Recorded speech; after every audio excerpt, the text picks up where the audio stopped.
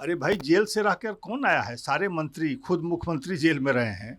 तो अब इसमें कहने की जरूरत कहाँ है? भ्रष्टाचारी मामला न्यायालय में है और वो प्रमाण के आधार पर जेल भेजे गए हैं, कोई हवा में नहीं गए हैं। दिल्ली की जनता का रुख लग रहा है कि भारतीय जनता पार्टी को इस बार सत्ता में लाने के लिए मन बना लिया है। 40 से 45 सीटें कम से कम भाजपा को आएगी। दिल्ली के लोग चाहते हैं कि ऐसी सरकार आवे, डबल इंजन की सरकार आवे, ताकि फिर से दिल्ली उसी गति से दौड़े जो पहले भाजपा के शासनकाल में था।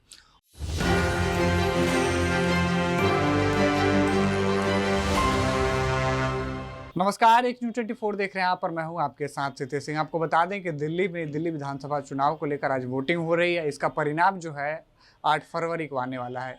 इसी बीच भाजपा ने भी अपना पूरा दमखम लगाया, आम आदमी पार्टी ने भी लगाया, आरोप प्रत्यारोप का दौर भी चल रहा है। लेकिन आज जो वोटिंग है वो लगातार हो रही है सुबह से ही।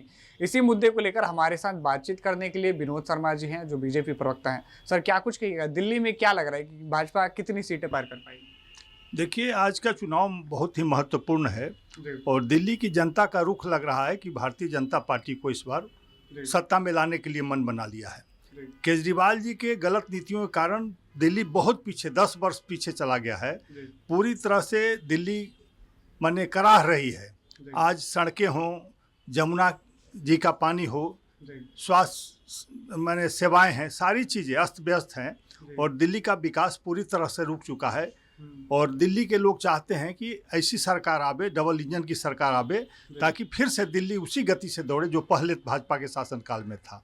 और निश्चित रूप से आज का जो मतदान है, उससे लगता है कि जनता पूरी तरह से भाजपा के पक्ष में मतदान कर रही है और आज आपदा जो सरकार है उसकी विदाई तय है।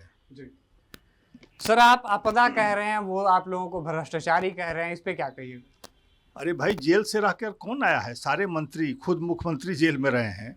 तो अब इसमें कहने की जरूरत कहाँ है? भ्रष्टाचारी मामला न्यायालय में है और वो प्रमाण के आधार पर जेल भेजे गए हैं, कोई हवा में नहीं गए हैं। और अभी पुख्ता प्रमाण उनके खिलाफ है कि उन्होंने भ्रष्टाचार किया है।